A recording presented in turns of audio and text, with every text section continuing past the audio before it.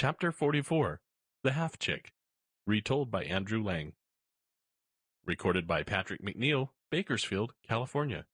www.jacpat.com. Once upon a time, there was a handsome black Spanish hen who had a large brood of chickens. They were all fine, plump little birds, except the youngest, who was quite unlike his brothers and sisters. Indeed, he was such a strange, queer-looking creature that when he first clipped his shell, his mother could scarcely believe her eyes. He was so different from the 12 other fluffy, downy, soft little chicks who nestled under her wings. This one looked just as if he had been cut in two. He had only one leg, and one wing, and one eye, and he had half a head and half a beak. His mother shook her head sadly as she looked at him and said, "My youngest born is only a half-chick. He can never grow up a tall, handsome cock like his brothers. They will go out into the world and rule over poultry yards of their own. But this poor little fellow will always have to stay at home with his mother." And she called him Medio Poyito, which is Spanish for half-chick. Now, though Medio Poyito was such an odd, helpless-looking little thing, his mother soon found that he was not at all willing to remain under her wing and protection. Indeed, in character, he was as unlike his brothers and sisters as he was in appearance. They were good, obedient chickens, and when the old hen chicked after them, they chirped and ran back to her side. But Medio Poyito had a roving spirit in spite of his one leg, and when his mother called him to return to the coop, he pretended that he could not hear, because he had only one ear. When she took the whole family out for a walk in the fields, Medio Poyito would hop away by himself and hide among the corn. Many an anxious minute his brothers and sisters had looking for him, while his mother ran to and fro cackling in fear and dismay. As he grew older, he became more self-willed and disobedient, and his manner to his mother was often very rude, and his temper to the other chickens very disagreeable. One day he had been out for a longer expedition than usual in the fields. On his return, he strutted up to his mother with the peculiar little hop and kick which was his way of walking, and cocking his one eye at her in a very bold way, he said, "Mother, I am tired of this life in a dull farmyard, with nothing but a dreary maize field to look at. I'm off to Madrid to see the king." "To Madrid, Medio Poyito?" exclaimed his mother. "Why, you silly chick, it would be a long journey for a grown-up cock, and a poor little thing like you would be tired out before you had gone half the distance.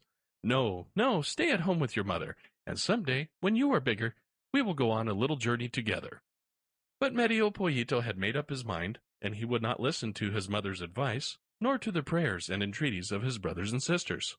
"What is the use of all our crowding each other in this poky little place?" he said. "When I have a fine courtyard of my own at the king's palace, I shall perhaps ask some of you to come and pay me a short visit." And scarcely waiting to say goodbye to his family, away he stumped down the high road that led to Madrid. "Be sure that you are kind and civil to everyone you meet," called his mother, running after him. But he was in such a hurry to be off that he did not wait to answer her or even to look back. A little later in the day, as he was taking a short-cut through a field, he passed a stream.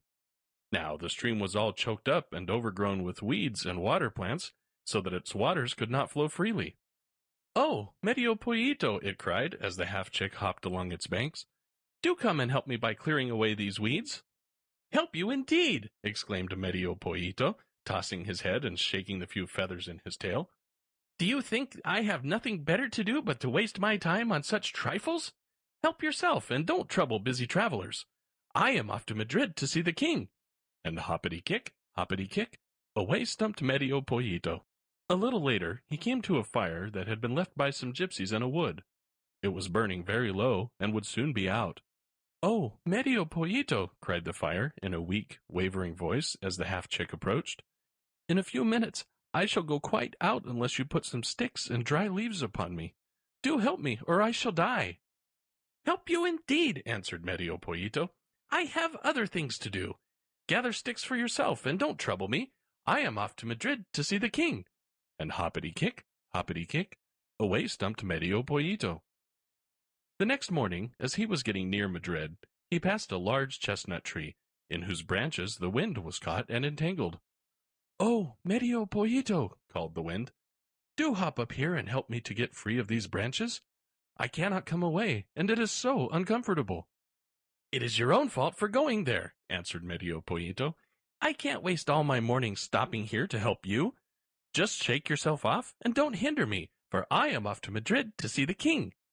And hoppity kick, away stumped Medio Poyito in great glee, for the towers and roofs of Madrid were now in sight. When he entered the town, he saw before him a great, splendid house, with soldiers standing before the gates. This, he knew, must be the king's palace, and he determined to hop up to the front gate and wait there until the king came out. But as he was hopping past one of the back windows, the king's cook saw him. "Here is the very thing I want," he exclaimed, "for the king has just sent a message to say that he must have chicken broth for his dinner." Opening the window, he stretched out his arm, caught Medio Poyito, and popped him into the broth pot that was standing near the fire. Oh, how wet and clammy the water felt as it went over Medio Poyito's head, making his feathers cling to him. "Water, water!" he cried in his despair. "Do have pity upon me, and do not wet me like this." "Ah, Medio Poyito," replied the water, "you would not help me when I was a little stream away on the fields. Now you must be punished." Then the fire began to burn and scald Medio Poyito, and he danced and hopped from one side of the pot to the other, trying to get away from the heat and crying out in pain, "Fire! Fire! Do not scorch me like this! You can't think how it hurts!" "Ah, Medio Poyito," answered the fire, "you would not help me when I was dying away in the wood. You are being punished." At last, just when the pain was so great that Medio Poyito thought he must die, the cook lifted up the lid of the pot to see if the broth was ready for the king's dinner. "Look here," he cried in horror. "This chicken is quite useless. It is burned to a cinder. I can't send it up to the royal table." And opening the window, he threw Medio Poyito out into the street. But the wind caught him up and whirled him through the air so quickly that Medio Poyito could scarcely breathe, and his heart beat against his side till he thought it would break. "Oh, wind," at last he gasped out, "if you hurry me along like this, you will kill me. Do let me rest a moment, or—" But he was so breathless that he could not finish his sentence. "Ah, Medio Poyito," replied the wind, "when I was caught in the branches of the chestnut tree, you would not help me. Now you are punished." And he swirled Medio Poyito over the roofs of the houses till they reached the highest church in town, and there he left him fastened to the top of the steeple. And there stands Medio Poyito to this day. And if you go to Madrid and walk through the streets till you come to the highest church, you will see Medio Poyito perched on his one leg on the steeple, with his one wing drooping at his side and gazing sadly out of his one eye over the town. End of The Half Chick.